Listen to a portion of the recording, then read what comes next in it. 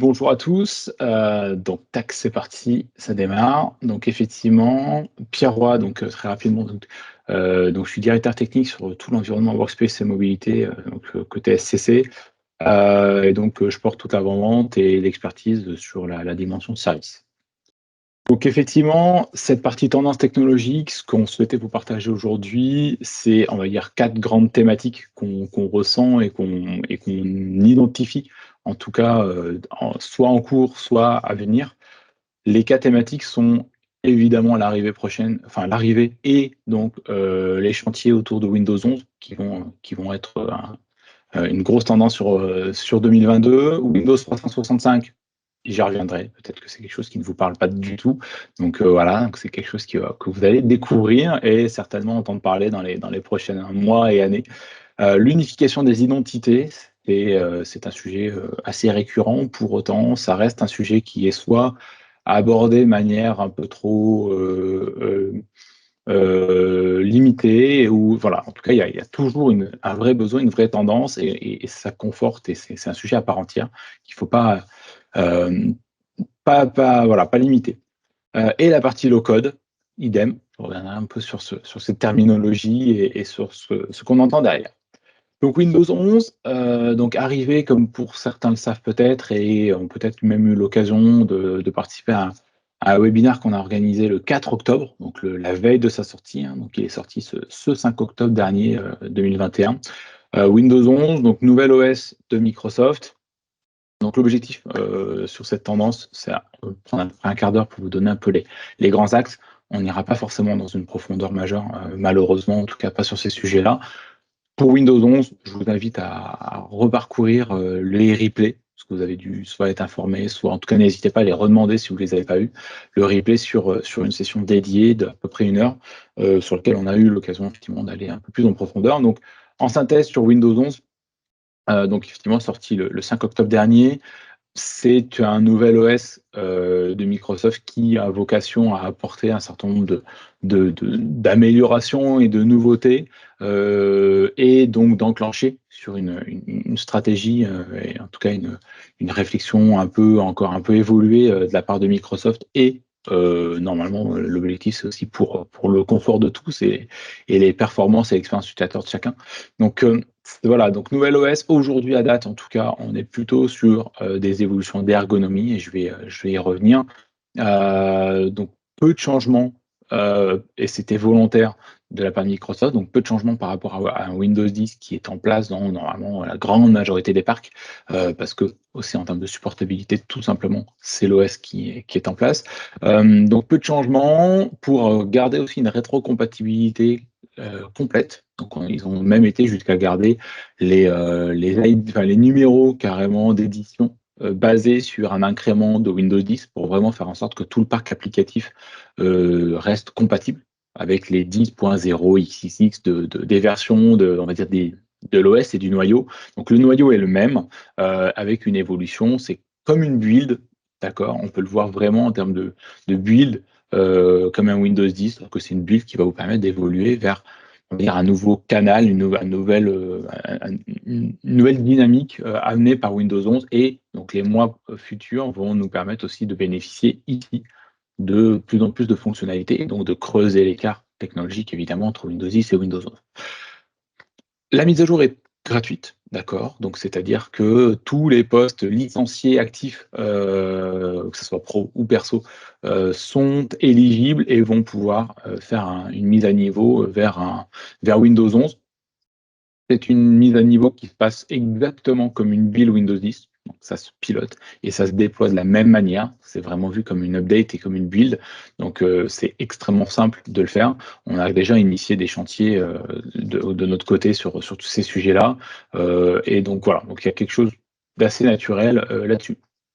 En termes de prérequis, pour autant, il y a quand même des prérequis. Il y en a 2 majeurs. Un prérequis plutôt orienté matériel. On va avoir ici des prérequis qui vont être un peu plus élevés par rapport à Windows 10 sur des processeurs obligatoirement avec du 64 bits. C'est quand même plutôt des processeurs qui ont déjà 4-5 ans de vie. C'est des Intel génération 8 par exemple. Donc c'est quand même, là on est dans la génération 12. Donc il n'y a pas non plus de rupture technologique majeure et ça ne va pas vous imposer de revoir tout le parc acheté il y a 1 an ou 2 ans.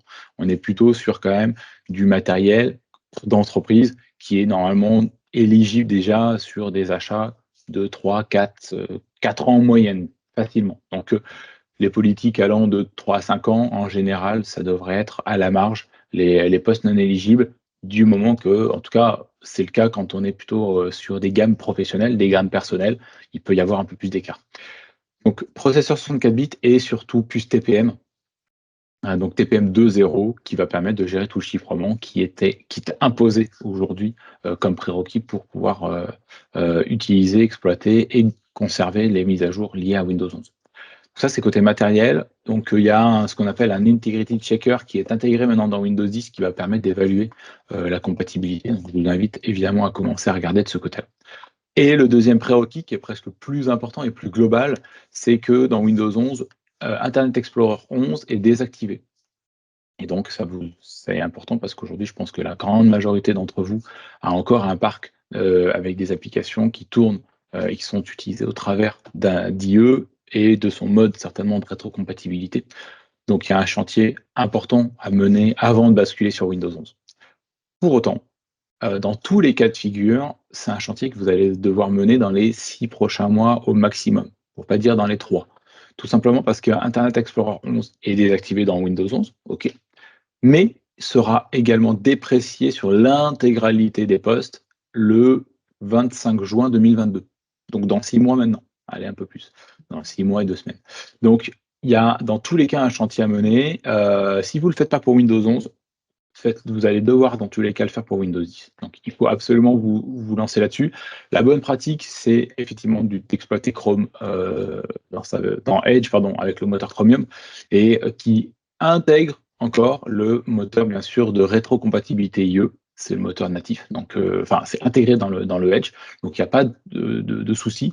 Pour autant, pour des applications qui sont quand même très anciennes, donc qui font appel à des applets complémentaires, ça n'empêche pas qu'il faut quand même, bien sûr, tester, évaluer tout ça en amont et valider que ça fonctionne.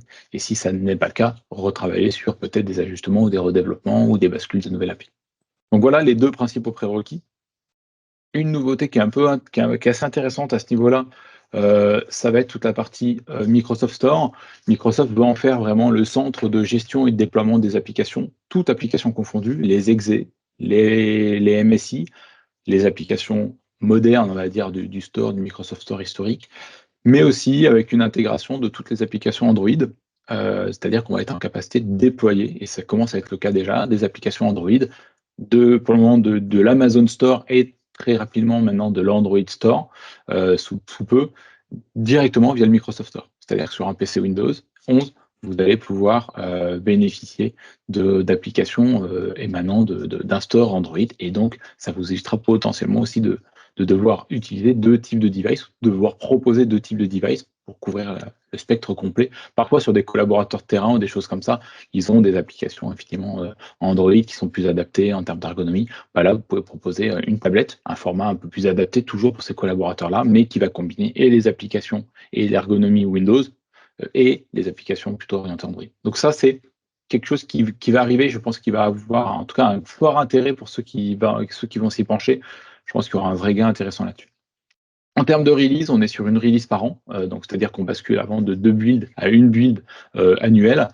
Windows 10, sur la dernière build d'automne, donc celle qui est sortie là sur novembre, enfin tout début novembre, a également basculé dans ce cycle-là. Donc vous voyez, on aligne.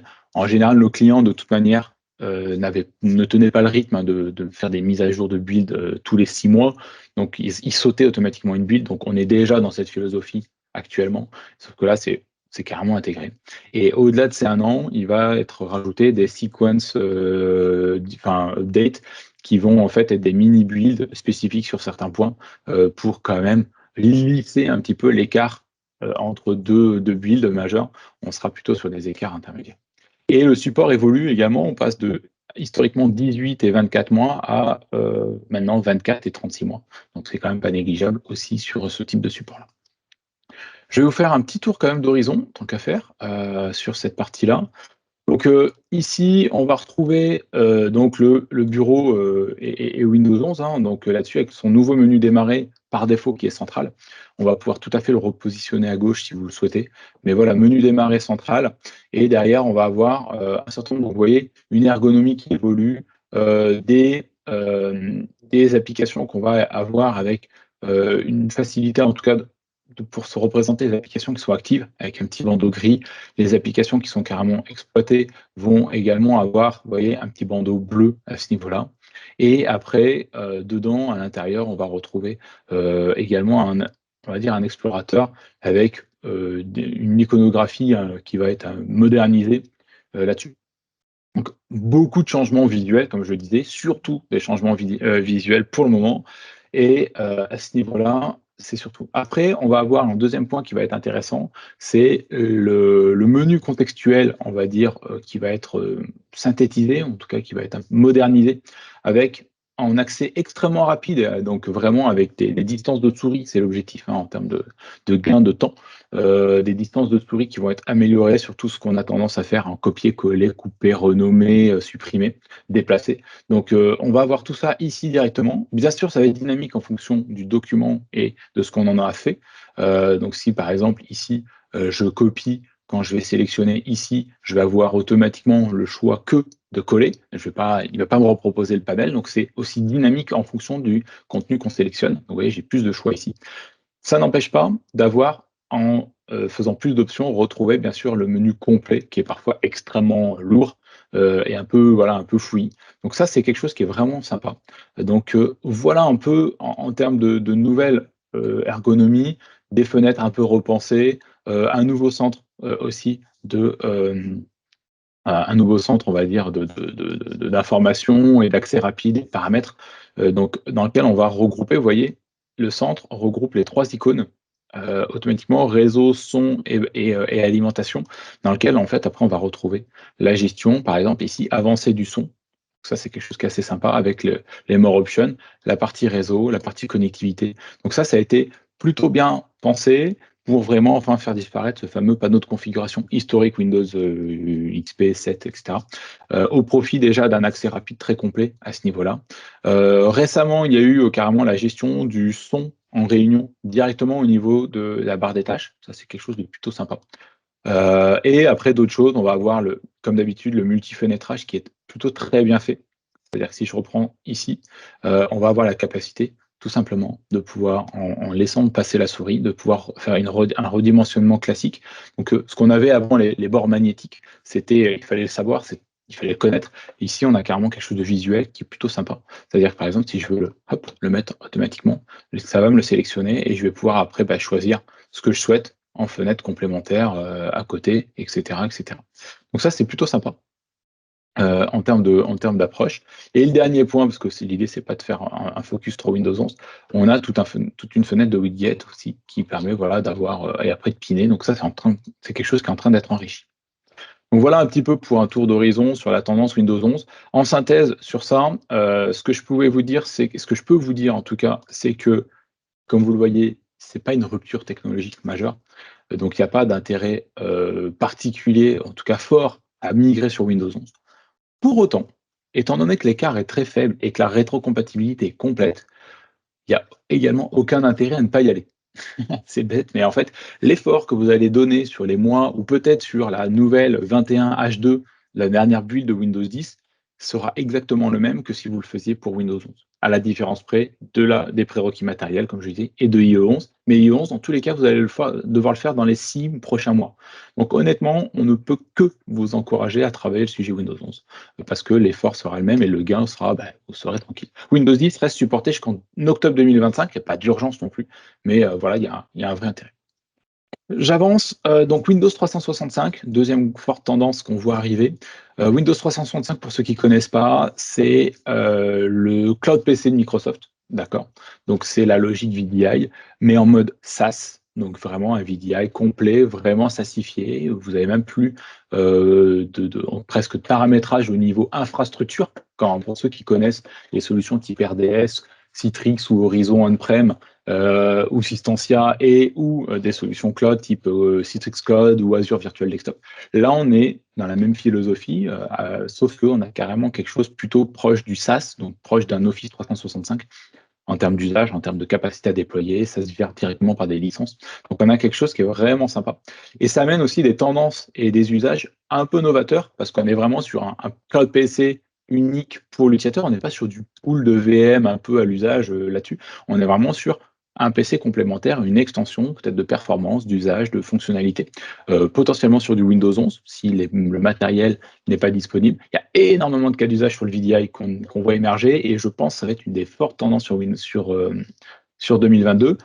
Ransomware, vous allez pouvoir remonter l'intégralité de vos postes si besoin en VDI en attendant de repatcher ou de réimager l'intégralité de votre parc. On commence malheureusement à avoir ce cas et ces besoins. On va aussi avoir pénurie de matériel. Vous allez pouvoir offrir quand même des services en attendant directement via ces cloud PC. Donc il y a énormément, en plus des scénarios plus classiques, de pouvoir proposer des devices à des prestataires qui peuvent aussi amener pas mal de virus et de problèmes associés, de menaces. Donc voilà. Donc c'est les cas de figure, et là on est vraiment sur un cloud PC. Et on peut aller sur une tendance, et moi c'est ce que je vois, c'est de venir déporter une partie des ressources et des performances qui sont parfois un peu spécifiques et un petit peu à la marge sur un poste, mais qui nécessitent d'avoir un PC un peu plus gourmand, un peu plus lourd, un peu plus cher, pour répondre uniquement à peut-être 2-3 applications qui sont utilisées peut-être que 10% du temps. Donc, mais pour autant, il faut le prévoir. Là, vous allez pouvoir l'isoler et pouvoir décharger l'intégralité de votre poste parce que c'est ce cloud PC qui va porter cette partie-là et le poste va gérer 80% des usages quotidiens et les 20%, on va pouvoir les dédier. Et ce qui dit qu'on va pouvoir aussi donc alléger ou rendre plus agile et mixer encore plus les choix de matériel jusqu'à aller carrément à des matériels plus innovants, type par exemple des surfaces duo, donc des devices, alors désolé par rapport au fond, mais je vais mettre comme ça, des surfaces duo, donc des devices à double écran, qu'on va avoir la capacité, effectivement, à un genre de pocket PC là-dessus, hein. Enfin c'est de l'Android, mais en tous les cas, on va pouvoir retrouver et avoir toute notre messagerie, nos usages au quotidien, avec un double écran, de manière light, mais quand même sur quelque chose qui est assez véloce. Mais il y a des applicatifs qui, bien sûr, ne tourneront pas. Et bien ici, on va pouvoir venir faire carrément du remote et y accéder grâce à notre cloud PC. Donc ça, c'est une vraie tendance de fond. La partie unification des identités, là, on est sur quelque chose d'un peu plus connu. Pour autant, c'est quelque chose qui est souvent un peu, effectivement, comme je disais tout à l'heure, pris un peu à la légère.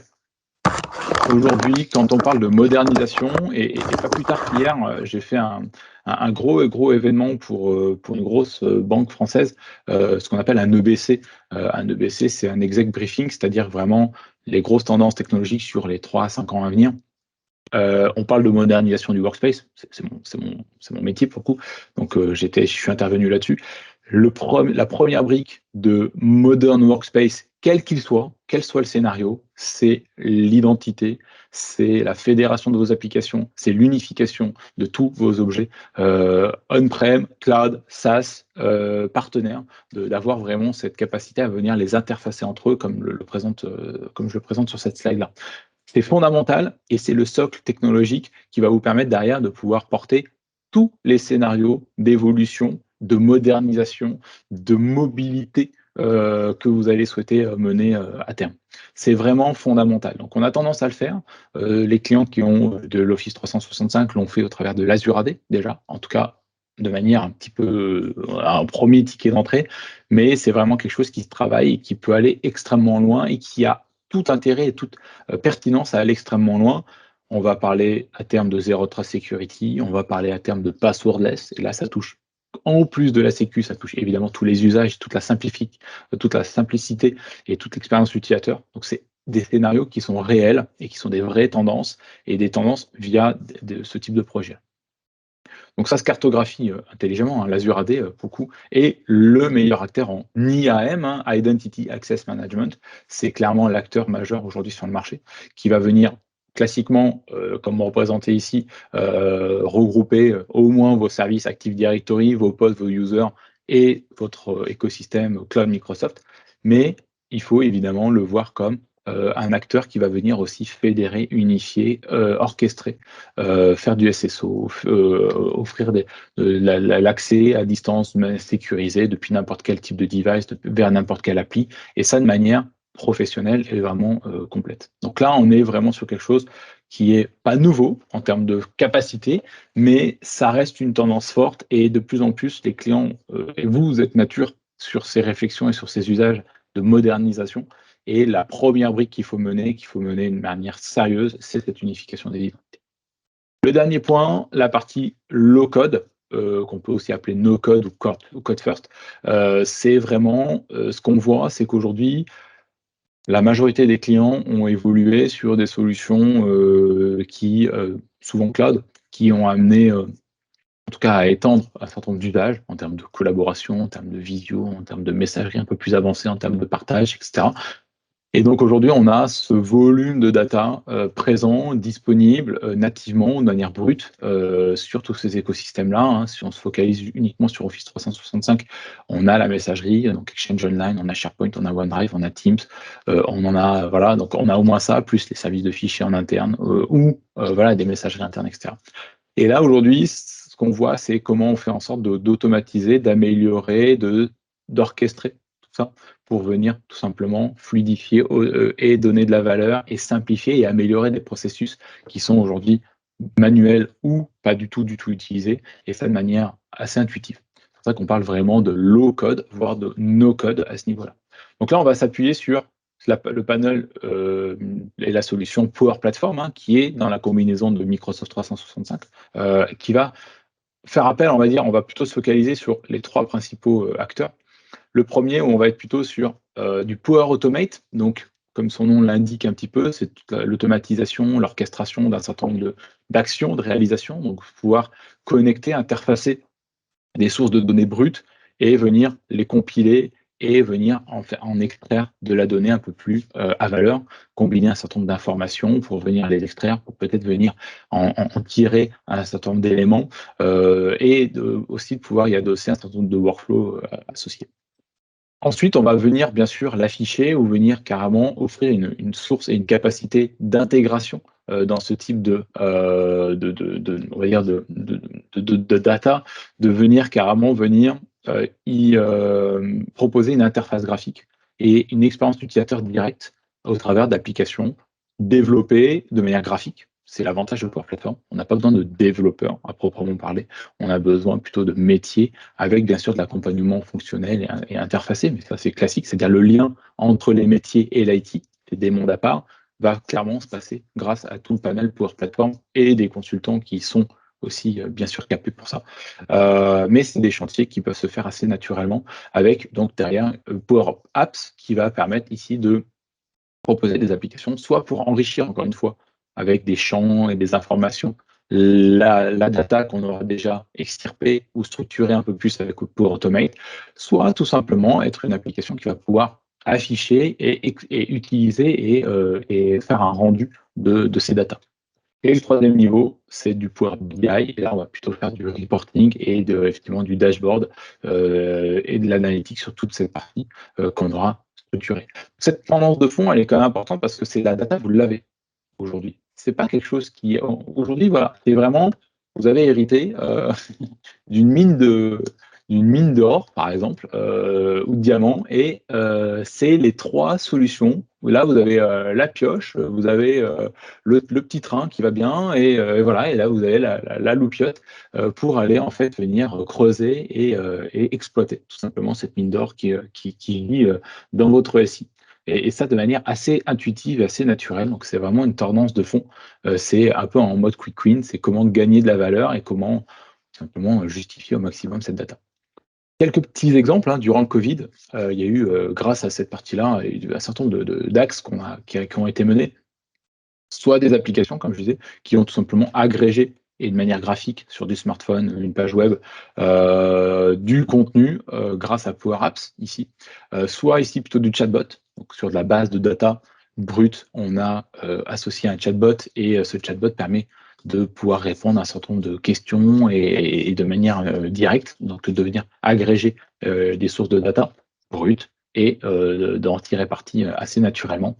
ici de séquencer avec du plutôt ici effectivement les informations avec du big data pour venir en fait carrément donner des états au niveau je sais pas, d'un site ou d'une entité, les états hospitaliers en fonction de, voilà, de la densité, mettre des points de contact et des relais, des informations. Encore une fois, on va pouvoir soit coupler avec du chatbot, soit carrément mettre des annuaires un peu dédiés là-dessus, etc., etc.